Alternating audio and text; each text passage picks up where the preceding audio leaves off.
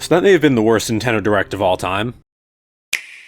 So we weren't expecting much from this Nintendo Direct. Like, we knew it was a partner showcase, we were probably expecting maybe a few big announcements, and we really got 0 big announcements. Like, we got a couple that were okay, I guess, but this was just, in my opinion, a disaster for a new console that does not have the best outlook right now in terms of new games. I was thinking maybe we'd get some really big third-party support, some really unexpected games, some new games that we didn't know about. Like, of course, we're getting like Pragmata, Resident Evil, those are both new games, but we already knew about that. But let's go and talk through these announcements because it was bad. Like, most of these games you've probably never heard of, you probably don't care about. Paranormasight, The Mermaid's Curse, Captain Tsubasa 2, Tokyo Scramble, Valheim, which I have heard of, but like, again, it's not that big of a game. So those are games just being upfront, I know nothing about. Maybe they're the best games of all time, but they're your typical, like, very Japanese filler games in a Nintendo Direct that probably aren't going to do the best in the West. Maybe they're more popular in Japan, I don't know. But then after that, we started to get more games I do know more about. So Hollow Knight upgrade. There's going to be a Hollow Knight Nintendo Switch 2 edition, and I love Hollow Knight. I played it earlier last year for the first time and thought it was a fantastic game. It was worth the hype. But do we really need a Switch 2 edition for this? I mean, it's free, I believe, so it doesn't matter. Like, it's not a bad thing if it's free, but like, that's something they're really focusing on in the Direct, just like some slight performance upgrades, because I don't know how the performance is on Switch. I played it on PS5, but I can't imagine it was that bad on the original Switch. I mean, it's cool because it's free, but it just doesn't seem that necessary to me. We got eFootball Kickoff. I mean, it's a sports game. The Adventure of Elliot. I do know about this game. I know it has some fans. It's kind of like the Octopath style game. Looks interesting. It's not really my type of game. I think this game was already announced. I'm pretty sure it was. I don't think there was much new here. One of the first announcements I actually thought was somewhat interesting is the Super Bomberman collection. So they're actually going to be making a physical release of this. It actually may pick up in August. And this isn't a big thing. Like, it's a collection of older games, but it's interesting. Like, the Bomberman games are pretty fun, and it's pretty much all the games that you'd want, like, outside of the newer ones. And that was unexpected. I don't think that was known about. I could be wrong in that because a lot of these third-party games I don't really keep up with as much. So that's an interesting game. Like that's something I'd see in a Direct and be like, that's a cool announcement. It's not a huge thing, but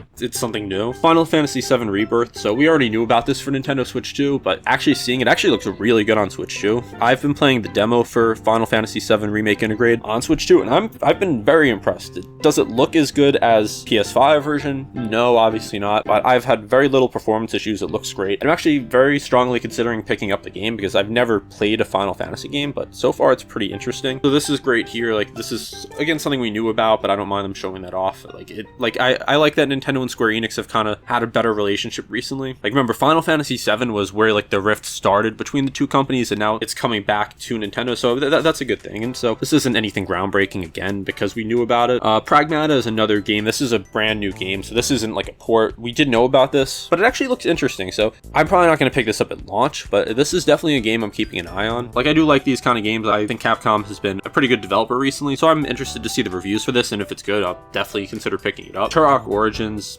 just got a release window for that. It actually looks graphically pretty good on Switch 2, but I don't know much about the game. Also, don't worry, after I list off all the games, I'm going to go through my actual thoughts on the Direct as a whole, give some of my ideas. So Resident Evil Requiem, we all knew this was coming in the Direct. I'm a huge Resident Evil fan. It's one of my favorite series, and we knew it was going to come. We knew we were probably going to get the amiibo announced. So what we got, not really anything new for the game itself. We did get the new amiibo for Leon and Grace, and the amiibo don't look great, if I'm being honest. Like, will I get it for like under 20 bucks? Probably. But it kind of reminds me of like the older amiibo from like 2015, around then. Like, the new amiibo, like, they're expensive, but I can't complain about the quality. They all look fantastic. These don't look great. I mean, they don't look horrendous, but they definitely seem to be on the cheaper side. And also, all you do is unlock a skin, so it's not doing anything important. Like, you're buying this if you're a collector. Like, you're not buying this for the actual use in game. That's kind of just like a throw-in, so whatever there. Fallout 4 Anniversary Edition. This doesn't surprise me. We didn't know about this. I don't think there's ever been a Fallout game on a Switch console before, because I remember Todd Howard came on screen and said we're bringing some games to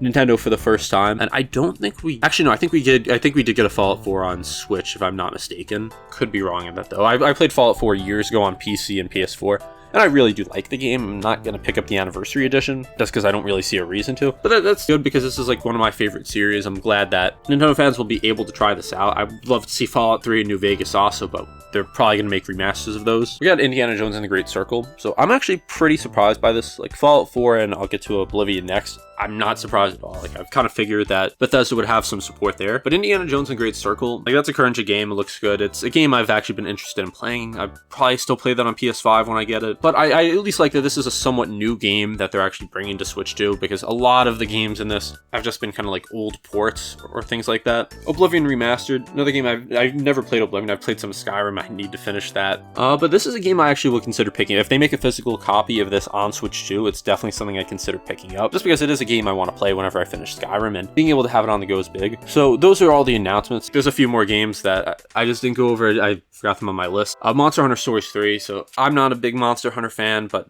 I guess for some people this is pretty big since Monster Hunter is a pretty popular series. Orbitals, I don't really care much for that game if I'm being honest. So there could be a couple games I'm forgetting, let me know. But I was just really disappointed by this. I thought we were going to get a lot of big announcements, like really unexpected games, and we just didn't get that. We kind of got just a lot of very Japanese games, a lot of just old ports, a couple games I found interesting, like games I personally like. But as someone who has, like, I have a PS5, I have a gaming PC, I have a Switch 2, these are all games I've played in, or most of them I've played in the past. There's a few, like I mentioned, Oblivion and Indiana Jones, but most people aren't Nintendo exclusive. Like especially now, I'd say most people, I don't know if I know a single person or maybe a couple people who only have a Switch 2 and no PS5 or PS4 or Xbox or PC. It's just very rare nowadays. So I do get the appeal, because there probably are still a lot of people that are Nintendo exclusive, like I was until I was about like 12 or so. Like I only had Nintendo consoles, and you do get to play it on the go. Like that is a big convenience, and people will point to like the Steam Deck or the Xbox ROG Ally or whatever else there is. Those are typically more expensive. They're not as widely used as like a Switch 2. Like a Switch 2 is like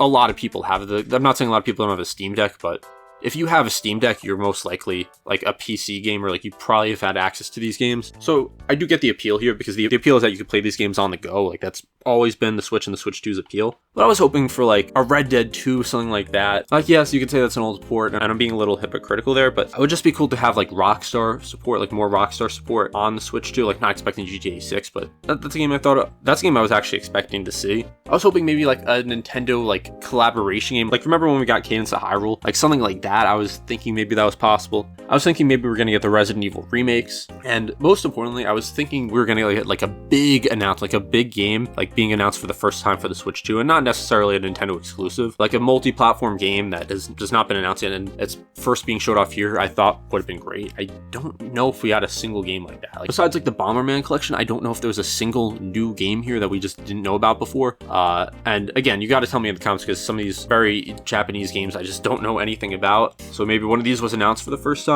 But it was just kind of tough to watch this whole thing. It was just kind of boring announcement after boring announcement, and there was just like a couple that I thought were somewhat interesting. And this is all my opinion. Like maybe you thought it was the best direct ever, but from what I'm seeing online, like I didn't do too much research before this, just because I wanted to just give my initial thoughts. But from what I've seen initially, there have not been many positive things about this. Like some people are saying it was mid. I don't think I've seen anyone say it was good. I think at the best I've seen people say it was mid. And I'd like to say I'm surprised. Like I was hoping for a little more, but I'm not that surprised either, because partner directs are just never good. I don't know how many Nintendo's done. Just the ones I remember, just not good. It's just kind of filler games for Nintendo to just say, look, these exist on the Switch, because no one would know about some of these without a direct. Like at least get some attention on it. I really hope we get an actual direct in like a week or two. There are rumors circulating about that, because this is just not going to hold over any Switch 2 fans. This is just port after port, and not even many ports I thought were that interesting to the average Switch 2 owner. Like with this, I think if Nintendo announces a direct in 2 weeks, like there's going to be sky high expectations. People are going to want a new 3D Mario, new Zelda announcements, a new Smash announcement. People are going to want crazy announcements, because Nintendo's just not done a good job in the first almost year of Switch 2, like really building hype for games, because we've only had like limited big Nintendo games, like obviously Donkey Kong Bonanza, Mario Kart World, which was a launch title, and there's been games in between. Like there was a lot of people like Kirby Air Riders, Metroid Prime 4, that's still a pretty niche game. As a big Metroid fan myself, like that's just not getting the same attention as other Nintendo games. Pokemon Pokemon Legends EA, I'm not much of a Pokemon fan, but I know a lot of fans weren't happy with it, plus it was an original Switch game just like with Metroid Prime 4. My thoughts on this Direct, I don't think Nintendo wanted any big announcements here. I think this was kind of just like, let's hold over fans for a little bit, let's just get these announcements out of the way. Like, there's nothing that big here, there's nothing people don't really know about besides a couple small things. Like, the Direct had no personality. I know Nintendo's been moving away from personality for Directs, but this had nothing. This really just seemed like they just pieced it together and was like, okay, let's get some announcements from third-party developers, let's get some ports, let's just fill out the first half of the year like for like third-party releases and just get this out of the way before an actual Direct. I hope that's what we're getting. If Nintendo waits like 3 months or so, or 4 months for the next Direct, it's just not gonna look good. I think the year's probably a wash then. Like, maybe they're just saving everything for 2027, but it would seem kind of weird to just have no hype for the second half of the year, which is when a lot of the bigger games come out. Like, usually they start to build up hype earlier in the year. But yeah, those are just my initial thoughts on this Nintendo Direct. I might make another video like going more in depth about this. I've reiterated this a couple times, but it was just extremely disappointing. Like, just hoping for that one big announcement, and we just didn't get that. Like, this was just port. Like, this should just been called like the Port Direct. Again, I know there's gonna be comments saying, oh, I know there's gonna be comments saying you were hoping for too much. It's just a partner Direct. What were you expecting? And again, I was not expecting much, but I don't think it's unreasonable to say, like, with a new Nintendo Direct, even if it's a partner showcase, expect something to like take out of this and be like, whoa, like that was a huge announcement. Like, I don't think anyone's saying that about like Fallout 4 Anniversary Edition or Oblivion Remastered. Like, they might be like cool announcements, but is anyone saying this is the big announcement we were waiting for? Like, no one's doing that. So is this the worst Nintendo Direct I've ever seen? It may be. It's not really fair to compare it to a normal Nintendo Direct, but I mean, it's a Nintendo Direct partner showcase, so this might be the worst Direct I've ever seen. Like, just talking about like general and partner Directs, like not game specific, since that's a whole different category. And yes, this is a different category too, but it's kind of lumped in with that. I don't know. I would need to look back at the previous ones, but this was bad. Like, there's no getting around it. Like, this was at best, if you love the games being announced here, it was a mid Direct, but for me, it was just a very poor Direct. It was very weak. But do let me know your thoughts on this in the comments. Like, are there any games here you were excited for? What are you looking forward to the most? Do you think we're gonna get an actual Nintendo Direct soon? Be sure to subscribe if you made it to the end, as I'm gonna be covering all things Nintendo coming up. And thank you for watching Game Domain.